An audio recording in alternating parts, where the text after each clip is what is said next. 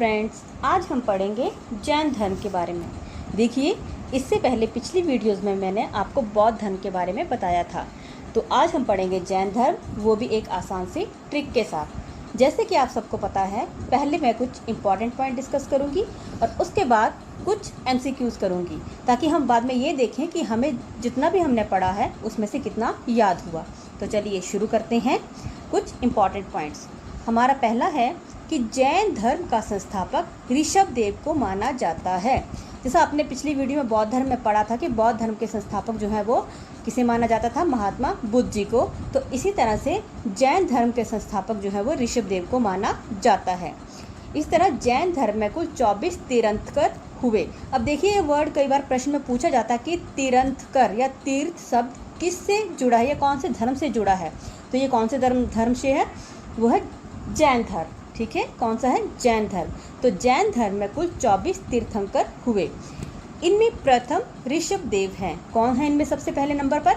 ऋषभ देव। और प्रश्न बनता है कि जैन धर्म के प्रथम तीर्थंकर कौन थे? तो वो थे ऋषभ देव। और आगे है कि जैन धर्म के 24वें अर्थात अंतिम तीर्थंकर महावीर स्वामी जी थे। तो कितने थे इसमें कुल तीर्थंकर? जो है वो 24। और अंतिम कौन थे? महावीर स्वामी जी। ठीक है। और देखिए, महावीर स्वामी जी को ही जैन धर्म का वास्तविक संस्थापक माना जाता है। तो देखिए, जब भी प्रश्न आए कि जैन धर्म का संस्थापक किसे माना जाता है, तो आप बताएंगे ऋषभ देव। लेकिन जब ये पूछा जाए कि जैन धर्म का वास्तविक संस्थापक किसे माना जाता है, तब आएगा महावीर स्वामी। ठीक है, वास्तविक और ऐसे संस्थापक दोनों में आपको अंतर पता होना चाहिए। तो चलिए कुछ महावीर स्वामी जी के बारे में हम पढ़ लेते हैं। तो इनका जन्म वैशाली के निकट कुंडल ग्राम में 599 ईसा पूर्व में हुआ था। तो कहाँ हुआ था महावीर स्वामी जी का जन्म? वैशाली के कुंडल ग्राम में। और कब हुआ था? 599 ईसा पूर्व। अब देखिए, इनके पिता का नाम सिद्धार्थ था। क्या था महावीर स्वामी के पिता का नाम? सिद्धार्थ। तो हम इसे ऐसे भी याद रख सकते हैं कि ये इतने वीर या महान थे, इन्होंने अपने पिताजी को ये सिद्ध करके बताया था कि ये कैसे हैं, एक महान व्यक्ति हैं। तो सिद्ध करना, किसको सिद्ध करके बताया था? पिताजी को। तो पिता, ठीक है, और सिद्ध से बन गया सिद्धार्थ। तो इनके पिता का क्या नाम था? सिद्धार्थ। इनकी माता का नाम त्रिशाला था। क्या था इनकी माता का नाम? त्रिशाला। तो इनकी पत्नी जो थी उनका नाम था यशोदा, और जो कि एक राजकुमारी थी। महावीर स्वामी जी की पत्नी का नाम यशोदा था और वो एक राजकुमारी थी। नंबर 5 पे है हमारा कि महावीर स्वामी जी ने सत्य की खोज के लिए 30 वर्ष की आयु में गृह त्याग कर दिया था। अब देखिए, बौद्ध धर्म और जैन धर्म में क्या अंतर है कि महात्मा बुद्ध जी ने 29 वर्ष की आयु में गृह त्याग किया था, जबकि महावीर स्वामी जी ने 30 वर्ष की आयु में गृह त्याग किया था। ठीक है। तो अगला है, 12 वर्षों की गहन तपस्या के पश्चात जंबिक ग्राम के निकट ऋजुपालिका नदी के तट पर एक वृक्ष के नीचे इन्हें कैवल्य यानी ज्ञान की प्राप्ति हुई। अब कितने वर्षों तक इन्होंने ज्ञान प्राप्त, मतलब कितनी तपस्या की थी? 12 वर्षों तक। तो हम ऐसे याद कर सकते हैं कि अगर कोई व्यक्ति 12 वर्षों तक लगातार तपस्या करेगा तो वो क्या हो जाएगा? जम जाएगा। तपस्या करते करते जम जाएगा। जम यानी जंबिक ग्राम। तो आपने ये याद रखना है कि 12 वर्षों तक की गहन तपस्या करके महावीर स्वामी जी ऐसे जम से गए थे, मतलब एक जगह पे जम के बैठ गए थे कि मुझे 12 वर्ष तक तपस्या मतलब करनी है। ठीक है। तो देखिए, जम से जंबिक ग्राम। और नदी कौन सी थी? ऋजुपालिका। तो कई बार ये प्रश्न पूछा जाता है कि उन्होंने किस नदी के किनारे पर उन्हें ज्ञान की प्राप्ति यानी कैवल्य प्राप्त हुआ था? तो वो थी ऋजुपालिका नदी। नदी से भी एक इम्पॉर्टेंट क्वेश्चन जो है वो बनता है। ठीक है। और ये भी पूछा जाता है कि उन्होंने कितने वर्षों तक गहन तपस्या की? तो 12 वर्षों तक। और कहाँ पर? जंबिक ग्राम की एक जगह है जिसका नाम है जंबिक ग्राम। तो आपने ऐसे याद रखना है कि 12 वर्षों तक लगातार तपस्या कर करके महावीर स्वामी जी क्या हो गए थे? बिल्कुल जम से गए थे, मतलब एक जगह बैठ गए थे कि मुझे तपस्या जो है करनी है जब तक मुझे ज्ञान प्राप्त नहीं हो जाता। और देखिए, यहाँ पे एक है कि कैवल्य। तो ये प्रश्न बनता है कि कैवल्य किस धर्म में जो है, किस धर्म का में यानी किस धर्म से उसे जाना जाता है? तो कैवल्य शब्द जो है वो किस धर्म में आता है? सिर्फ जैन धर्म में। तो ये भी प्रश्न बनता है। अगला है, कैवल्य प्राप्ति के पश्चात इन्हें कई नामों से जाना जाता था। कैवलिन जिन यानी विजेता, निर्गंथ यानी बंधन रहित, महावीर, अरहंत अर्थात योग्य आदि। ठीक है। तो अब अगला है कि लगभग 72 साल यानी 72 वर्ष की उम्र में 527 ईसा पूर्व में महावीर स्वामी जी की राजगृह के समीप पावापुरी में मृत्यु हो गई थी। कौन सी आयु में? 72 वर्ष की आयु में। और कब? 527 ईसा पूर्व। और कौन सी जगह पर? राजगृह के समीप जो है पावापुरी। तो देखिए ये प्रश्न कई बार बनते हैं कि इनकी मृत्यु कहाँ पर हुई थी, महावीर स्वामी की मृत्यु कहाँ पर हुई थी? तो पावापुरी में। ठीक है। तो और इनके गोत्र से भी क्वेश्चन बनते हैं कि महावीर स्वामी के पिता ज्ञात्रिक क्षत्रिय कुल के थे। जैसे महात्मा बुद्ध के बारे में पूछा जाता है कि वो कौन से गोत्र या कुल से थे, इसी तरह महावीर स्वामी के बारे में भी पूछा जाता है कि वो कौन से गोत्र या कुल के थे। तो कौन से इसके थे? ये ज्ञात्रिक क्षत्रिय कुल के थे। ठीक है। इनकी माता लिच्छवी नरेश चेटक की बहन थी। देखिए ये बहुत इंपॉर्टेंट है, पूछा जाता है कि इनकी माता कौन थी, तो वहाँ पे ऑप्शन दी जाती हैं, उसमें दिया जाता है लिच्छवी। तो लिच्छवी वर्ड आपको याद रखना है कि इनकी माता लिच्छवी नरेश चेटक की बहन थी। तो जैसे बौद्ध धर्म में संगीतियाँ हुई थी, इसी तरह जैन धर्म में भी संगीतियाँ हुई थी, और इसमें सिर्फ 2 संगीतियाँ जो है वो हुई थी। तो प्रथम जैन संगीति जिसका समय है 322 से 298 ईसा पूर्व, और ये हुई थी पाटलिपुत्र, और किसकी अध्यक्षता में? स्थूल भद्र। ठीक है। और द्वितीय जैन संगीति जो थी वो थी 512 ईसा पूर्व, और ये हुई थी वल्लभी में, और इसकी अध्यक्षता जो की थी देवद्री क्षमा श्रवण जी ने। ठीक है। अब बौद्ध धर्म की तरह जैन धर्म भी 2 भागों में बटा हुआ था। जैसे बौद्ध धर्म किसमें था? हीनयान और महायान में। इसी तरह से जैन धर्म भी 2 भागों में यानी 2 पंथों में बटा था। एक था श्वेतांबर एवं दिगंबर। पूछा जाता है कि श्वेतांबर जो है कौन से धर्म में, कौन सा धर्म था? तो वो था श्वेतांबर जो था वो जैन धर्म में था। ठीक है। तो इसमें दिया है कि श्वेतांबर पंथ को मानने वाले जो व्यक्ति होते थे, यानी जो भी उसके अनुयायी होते थे, वो श्वेत वस्त्र धारण करते थे। देखिए यहाँ पे बिल्कुल क्लियर हो रहा है कि श्वेत यानी सफ़ेद। तो श्वेत जो श्वेतांबर था उस पंथ को मानने वाले जाहिर सी बात है कि सफ़ेद वस्त्र यानी श्वेत वस्त्र धारण करते थे।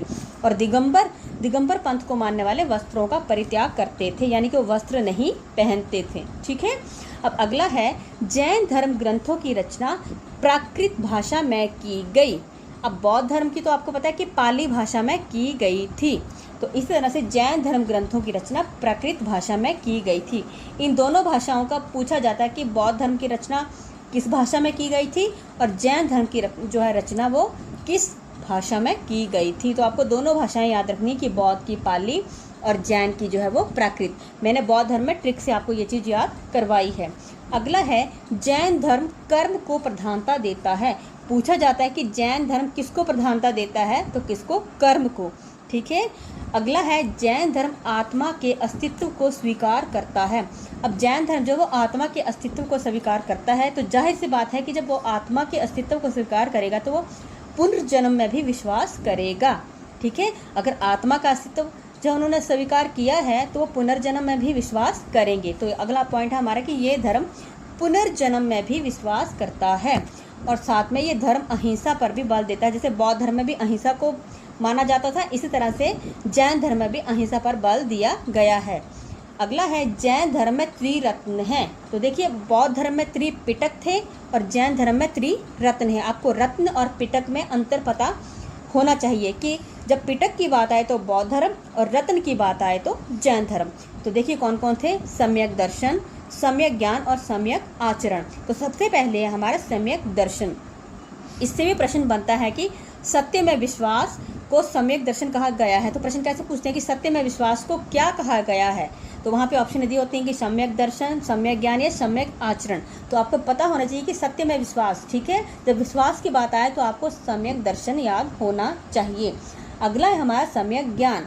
तो सम्यक ज्ञान सत्य रूप। ठीक है। ज्ञान यानी सत्य का पता करना, तो सत्य रूप का सत्य विहीन होना सम्यक ज्ञान। तो ये भी आपको पता होना चाहिए क्योंकि ये इनसे भी तीनों से प्रश्न जो है वो पेपरों में बनते हैं। हमारा अगला है सम्यक आचरण। तो आचरण क्या होता है? व्यवहार यानी सांसारिक दुख सुख के प्रति संभाव को सम्यक आचरण कहा जाता है।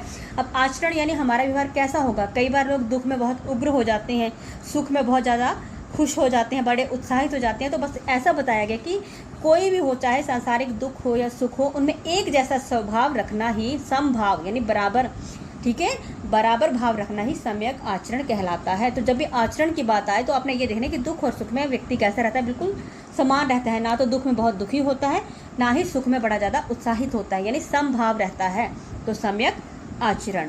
तो चलिए अब हम कुछ MCQs करते हैं और यह देखते हैं कि जितना भी हमने किया उसमें से हमें कितना याद हुआ।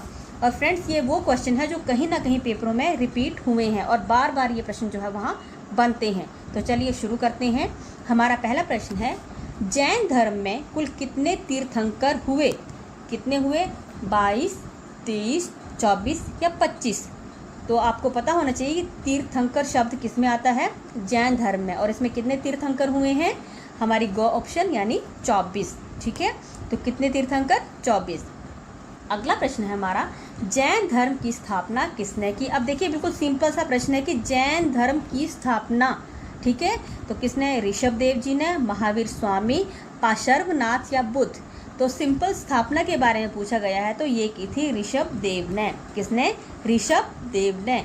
अब अगला प्रश्न है हमारा कि जैन धर्म के वास्तविक संस्थापक कौन थे? अब देखिए वास्तविक संस्थापक की बात हुई है तो कौन थे?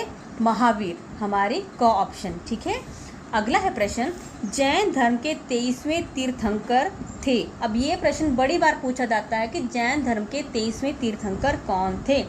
तो कौन थे? बुद्ध, पार्श्वनाथ, महावीर या ऋषभ देव? तो देखिए जैन धर्म के 23वें तीर्थंकर जो थे पार्श्वनाथ जी थे, जो कि बुद्ध के पहले थे, महावीर स्वामी जी के पहले थे। ठीक है, हमारा अगला प्रश्न है, महावीर स्वामी जी का जन्म कब हुआ? ये बहुत इंपॉर्टेंट प्रश्न है कि महावीर स्वामी जी का जन्म कब हुआ था? 493 ईसा पूर्व, 599, 583 या फिर 527 ईसा पूर्व? तो देखिए इनका जो जन्म हुआ था 599 ईसा पूर्व जो है वो हुआ था। ठीक है, अगला है, महावीर स्वामी किस गोत्र या कुल के थे? शाक्य, यात्रिक, कौलिय या इनमें से कोई नहीं? तो मैंने आपको बताया है कि महावीर स्वामी जी जो थे वो यात्रिक कुल के थे। इसी तरह महात्मा बुद्ध कौन से कुल के थे? वो थे शाक्य कुल के। और महावीर स्वामी जो थे वो थे यात्रिक कुल के। ठीक है, महावीर स्वामी का जन्म कहाँ हुआ? लुम्बिनी में, कुंडलग्राम, पावापुरी या कपिलवस्तु? तो देखिए इनका जन्म जो हुआ था वो हुआ था कुंडलग्राम में, यानी महावीर स्वामी जी का जन्म हुआ था कुंडलग्राम में। ठीक है, और इनकी मृत्यु हुई थी पावापुरी में। तो आपको दोनों का डिफरेंस पता होना चाहिए कि जन्म हुआ था इनका कुंडलग्राम में और मृत्यु हुई थी इनकी पावापुरी में। ठीक है, तो अगला है, महावीर स्वामी के पिता का नाम था शुद्धोधन, सिद्धार्थ, जमाली या चेटक नरेश? तो मैंने आपको कैसे याद करवाया था कि महावीर स्वामी इतने वीर थे, इन्होंने अपनी वीरता यानी महानता को अपने पिता को सिद्ध करके बताया था कि वो कितने महान व्यक्ति हैं। तो सिद्ध यानी सिद्धार्थ, तो इनके पिता का क्या नाम हुआ? सिद्धार्थ। ठीक है, हमारा अगला प्रश्न है, महावीर स्वामी की माता का नाम था त्रिशला, महामाया, यशोदा या प्रजापति गौतमी?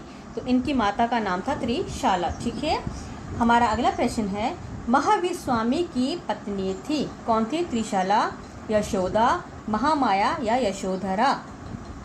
तो देखिए महावीर स्वामी जी की पत्नी कौन थी? यशोदा। तो हम इसको ऐसे भी याद रख सकते हैं कि महावीर ये इतने महान और वीर व्यक्ति थे कि इनका यश चारों तरफ फैला हुआ था। और इस तरह से यश मतलब जब चारों तरफ फैला तो जो इनकी पत्नी थी यशोदा, इनके यश को सुन के इनसे इन्होंने क्या कर लिया? विवाह कर लिया। ठीक है, फिर यश यानी यशोदा। अगला है हमारा, महावीर स्वामी की मृत्यु कब हुई? 493 ईसा पूर्व, 499, 527 या फिर 427 ईसा पूर्व? तो इनकी मृत्यु जो हुई थी 527 ईसा पूर्व, यानी हमारी ग ऑप्शन। और कहाँ पर हुई थी? पावापुरी में। ठीक है, अगला है, महावीर स्वामी की मृत्यु कहाँ पर हुई? देखिए अगला प्रश्न वही आ गया कि कहाँ पर हुई थी इनकी मृत्यु? कुशीनगर, पावापुरी, वैशाली या कुंडलग्राम? तो देखिए इनकी मृत्यु हुई थी पावापुरी में। ठीक है, हमारी ख ऑप्शन। और इनका जन्म कहाँ पर हुआ था? कुंडलग्राम में। हमारा अगला प्रश्न है, जैन धर्म का महत्वपूर्ण आधारभूत सिद्धांत था, तो कौन सा सिद्धांत था इनका? अहिंसा, कर्म, हिंसा या फिर निष्ठा? तो इनका महत्वपूर्ण आधारभूत सिद्धांत था जिस पर ये चले थे वो था अहिंसा। अहिंसा के मार्ग को इन्होंने अपनाया था। ठीक है, अगला भी बहुत इंपॉर्टेंट प्रश्न है कि स्यादवाद किस धर्म का मूल आधार है? जैन, बौद्ध, सनातन या इनमें से कोई नहीं। तो स्यादवाद जो था वो जैन धर्म का मूल आधार है। ठीक है। ज्ञान प्राप्ति से पूर्व महावीर का नाम था, जब इन्होंने ज्ञान प्राप्त नहीं किया था तो इनका क्या नाम था उससे पहले? वर्धमान, राहुल, सिद्धार्थ या इनमें से कोई नहीं। तो इनका जो नाम था महावीर स्वामी जी का पहले नाम था वर्धमान। ठीक है।